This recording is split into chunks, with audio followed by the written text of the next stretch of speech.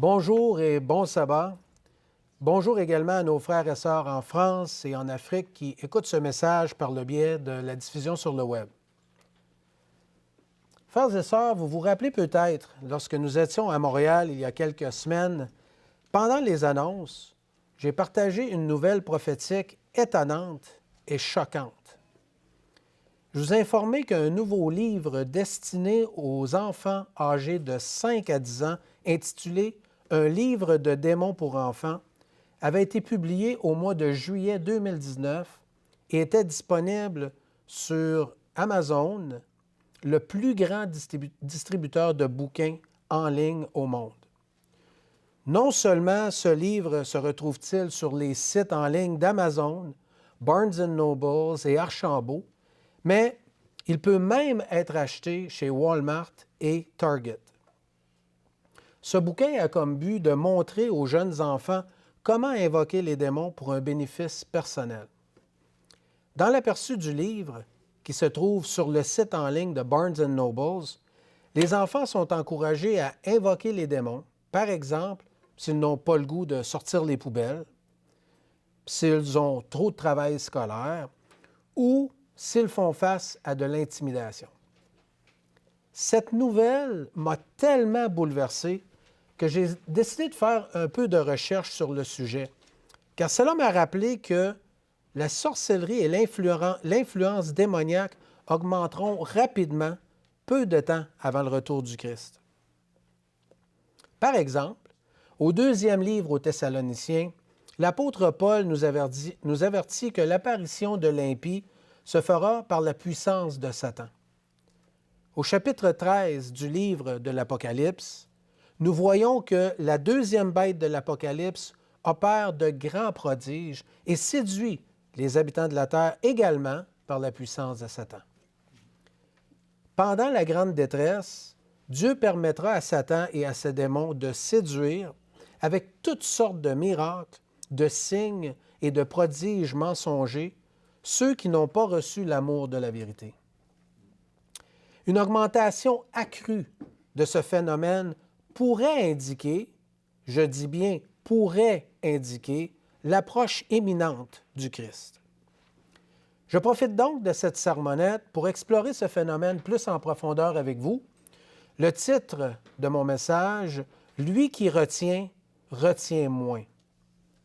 Lui qui retient, retient moins. Après avoir partagé la nouvelle du livre de démons pour enfants avec vous, j'ai malheureusement appris que l'année 2019 a été une année importante concernant la publication de tels bouquins. Au mois d'août 2019, un deuxième livre satanique intitulé « Baphomet et ses amis » a été publié. Au cas où vous ne le sauriez pas, Baphomet est le nom d'une idole mystérieuse ayant la tête d'un bouc, des ailes et des seins. Le symbole de cette idole est tellement important pour les satanistes qu'il a même été ajouté à la Bible satanique. Ensuite, au mois d'octobre 2019, un autre livre semblable intitulé « Le livre de coloriage satanique » a été publié. Sur la page couverture, il est écrit que le livre présente les personnages suivants: Satan, Lucifer, Chèvre noire, Baphomet, Antéchrist et bien d'autres. Vous pensez peut-être que cela fait tout simplement partie d'une tendance qui évolue depuis longtemps. Vous avez peut-être raison, mais selon Monseigneur François d'Hermine, un prêtre catholique qui chasse les démons depuis plus de 25 ans, le satanisme agressif auquel nous faisons face aujourd'hui, surtout parmi les jeunes, est alarmant. M. D'Hermine ajoute que la publication des bouquins que je viens de partager avec vous aurait été inimaginable il y a à peine quelques années. Toujours selon M. D'Hermine, une croissance accrue de la laïcité culturelle, un manque important de bons modèles, la destruction de la famille, l'accès facile aux choses démoniaques sur l'Internet, dans les jeux vidéo et même parmi les jeux à l'école, permet de diffuser le satanisme plus efficacement que jamais auparavant. Permettez-moi d'ajouter que l'influence judéo-chrétienne, de plus en plus rejetée par les politiciens, les scientifiques et les citoyens parmi les pays occidentaux, crée un vide spirituel parmi les gens dans notre société, mais surtout parmi les plus jeunes. Ce vide spirituel cause un besoin profond qui laisse les enfants assoiffés. Avec le temps, ce vide est inévitablement rempli par une alternative comme la magie, l'occultisme et le satanisme. Satan et ses acolytes profitent de ce vide parmi les enfants pour gagner leur cœur et leur esprit. Selon le Centre de recherche Pew, qui est un centre de recherche américain qui fournit des statistiques et des informations sociales, la majorité des enfants cessent de croire en Dieu entre l'âge de 10 et 18 ans. Ces enfants sont ensuite exposés aux choses démoniaques et au satanisme sur l'Internet, à l'école et bien sûr par le biais de leurs amis. Le simple fait d'être exposé à ce phénomène dès un jeune âge rend le satanisme normal après peu de temps. Je vous rappelle à nouveau que cela aurait été inimaginable il y a à peine quelques années. M. Dermine ajoute à ce sujet que si ce type de satanisme agressif continue de croître, notre société risque de s'effondrer. Afin de comprendre à quel point ce phénomène a récemment pris de l'ampleur, permettez-moi de partager les statistiques suivantes. Aux États-Unis, un des pays les plus chrétiens au monde, la pratique de la sorcellerie a grandement augmenté pendant les années 90. En 1998, il est estimé qu'il y avait approximativement 8000 personnes aux États-Unis qui pratiquaient le wiccanisme. En passant, pour ceux d'entre vous qui ne connaissent pas le wiccanisme comme moi, je ne le connaissais pas avant de préparer ce message, selon Wikipédia, le wiccanisme est un mouvement basé sur un amalgame religieux tiré des religions à mystère. Les Wiccans sont pour la plupart voués à certains dieux comme Hécate, la déesse de la magie et de la lune, Gaïa, la déesse de la nature, et bien d'autres. 10 ans plus tard, soit en 2008, le nombre de Wiccans a augmenté à 340 000. De 8 000 à 340 000 en 10 ans. Cependant, toujours selon le Centre de recherche Pew, en 2014, le nombre a explosé à 1,5 million, ce qui représente presque 0,5 % de la population entière aux États-Unis. Depuis 2014, selon l'activité en ligne, les messes noires et toutes sortes d'événements sataniques organisés par des groupes aux États-Unis, il est estimé que des millions d'autres se sont ajoutés. Et depuis 2016 en particulier, leur impact se fait sentir. Par exemple, en 2018, plusieurs groupes de sorcières situés dans l'État de New York ont jeté un sort sur le juge à la Cour suprême des États-Unis, Brett Kavanaugh. Ensuite, en octobre 2019, 13 000 sorcières américaines qui s'opposent au président Trump lui ont jeté un sort. En fait, depuis l'élection du président Trump, on estime que le nombre de sorcières s'est intensifié aux États-Unis. Il est intéressant de remarquer que, dans les deux cas, ces hommes ont vécu un niveau d'opposition et d'épreuve impressionnante depuis qu'ils occupent leur nouveau poste. Maintenant, bien que Dieu soit en contrôle et que Satan ne cible pas un parti politique plus qu'un autre, dans ces deux cas récents, il semble exister une corrélation entre les sorts qui ont été jetés sur eux et l'opposition et la haine intense qu'ils subissent. Nous voyons donc, depuis un laps de temps relativement court, une détérioration sociale importante et une augmentation accrue de la sorcellerie et de l'activité satanique.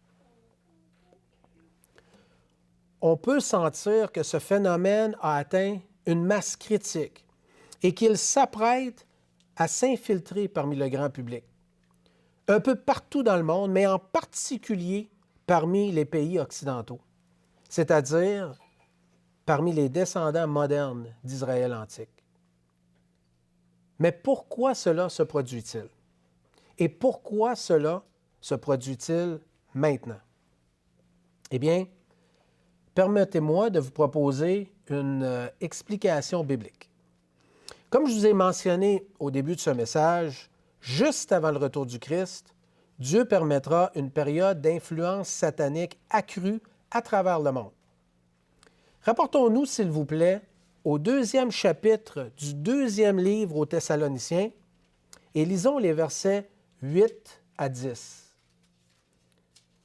Donc, 2 Thessaloniciens, chapitre 2, et nous lirons les versets 8, 9 et 10. Alors, à partir du verset 8, « Et alors paraîtra l'impie que le Seigneur Jésus détruira par le souffle de sa bouche, et qu'il anéantira par l'éclat de son avènement. L'apparition de cet impie se fera par la puissance de Satan, avec toutes sortes de miracles, de signes et de prodiges mensongers, et avec toutes les séductions de l'iniquité pour ceux qui périssent, parce qu'ils n'ont pas reçu l'amour de la vérité pour être sauvés. » Maintenant, demeurez sur la même page et remontons au verset 6 et lisons les versets 6 et 7. Cette fois, par contre, je vais lire de la Bible en français courant afin de rendre le texte un peu plus compréhensible. Alors, 2 Thessaloniciens, chapitre 2, cette fois, nous allons lire les versets 6 et 7. Cependant, à partir du verset 6, « Cependant, vous savez que quelque chose retient cet être méchant maintenant, de sorte qu'il n'apparaîtra qu'au moment prévu. La puissance secrète de la méchanceté est déjà à l'œuvre. Seulement, elle ne le sera pleinement que lorsque celui qui la retient encore lui laissera la voie libre. » Bien que Satan et ses acolytes ont été jetés sur la terre depuis un certain temps, leur influence sur l'humanité est limitée parce que Dieu les retient. Rappelons-nous que lorsque Satan a voulu détruire Job, Dieu l'a retenu et ne lui a pas permis de lui enlever la vie. Depuis que Satan et ses démons sont sur la terre, ils ne peuvent exercer toute leur puissance et tout leur pouvoir contre l'humanité. Cependant, celui qui les retient, bientôt, ne les retiendra plus. Il viendra un moment où Dieu ne retiendra plus Satan et ses démons, et Satan, animé d'une grande colère, amènera l'humanité au bord de la destruction. C'est une période de 2 ans et demi pendant la grande détresse. On appelle cette période la colère de Satan. Et comme vous le savez, la colère de Satan sera suivie par le jour de l'Éternel, où Dieu, à son tour, déchaînera sa colère sur l'humanité, sur Satan et ses démons, afin de libérer finalement l'humanité de leur influence. Vous savez, à l'époque de l'apôtre Paul, la sorcellerie sous la forme de signes et de prodiges mensongers agissait déjà. Dans la lettre aux Thessaloniciens, l'apôtre Paul dit que le mystère de l'iniquité agit déjà. Satan exerce son pouvoir par la sorcellerie, des signes et des prodiges mensongers, afin de convaincre l'humanité qu'il n'est pas nécessaire de garder ses commandements ou les commandements de Dieu pour entrer dans la vie éternelle. Mes frères et sœurs, c'est ça le mystère de l'iniquité. Maintenant, pourquoi l'apôtre Paul dit-il que le mystère de l'iniquité agit déjà? Eh bien, nous avons un bon exemple dans le livre des Actes des Apôtres. On dit au chapitre 8 du livre des Actes des Apôtres que Simon le magicien était la grande puissance de Dieu. Même à cette époque, Satan utilisait Simon le magicien comme instrument pour confondre les Samaritains. L'apôtre Paul savait que le mystère de l'iniquité agissait déjà parmi ceux qui prenaient plaisir à l'injustice, tout comme dans l'exemple de Simon le magicien et le peuple de Samarie. Cependant, à l'époque de l'apôtre Paul, la capacité de Satan de démontrer sa pleine puissance était retenue. Maintenant, à notre époque, nous commençons à voir des signes qui indiquent possiblement que Dieu retient le pouvoir de Satan et de ses démons de moins en moins. Le résultat, mes frères et sœurs, une explosion de sorcellerie, d'influence démoniaque et de satanisme. C'est le mode opératoire de ce faux système politique et religieux appelé Babylone la Grande dans la Bible. Le prophète Nahum le décrit très bien dans son livre. Rapportons-nous, s'il vous plaît, cette fois au livre de Nahum et lisons le verset 4 au chapitre 3. Donc, Nahum, chapitre 3, et nous allons lire le verset 4. Nahum est un des prophètes vers la fin de l'Ancien Testament. Donc, Nahum, chapitre 3, verset 4.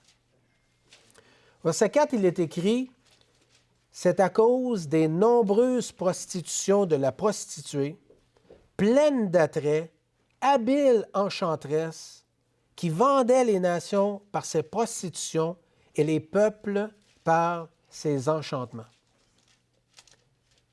Nous voyons donc que Dieu permet à Satan d'utiliser cette méthode d'égarement tout au long de l'histoire de l'humanité, tout en retenant le pouvoir de Satan et de ses démons afin d'éviter la destruction totale de l'humanité.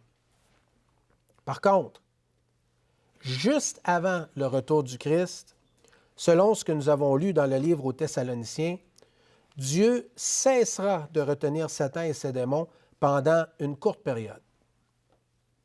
Je vous propose donc que l'augmentation accrue d'activités sataniques aux États-Unis et parmi tous les pays occidentaux soit possiblement le résultat de Dieu qui relâche graduellement son contrôle sur Satan et ses acolytes. Si c'est le cas, le retour du roi des rois ne tardera pas. Et si c'est le cas, préparons-nous et soyons plus près de Dieu que jamais, car nous nous apprêtons à vivre dans une société influencée par Satan et ses démons comme jamais auparavant. Si c'est le cas, nous allons vivre ce qui arriva du temps de Noé. Nous serons témoins de la pire détresse que l'humanité aura connue.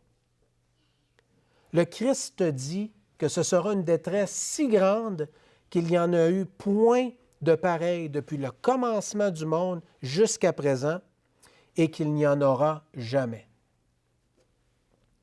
Cependant, si ce n'est pas le cas, tant mieux, car nous n'aurons pas à vivre cette terrible détresse planétaire. D'ici là, soyons sobres néanmoins, car notre monde est en transition, et non pas, mes frères et sœurs, pour le meilleur. En conclusion, frères et sœurs, nous vivons une période de l'histoire de l'humanité qui est sans précédent à tout égard.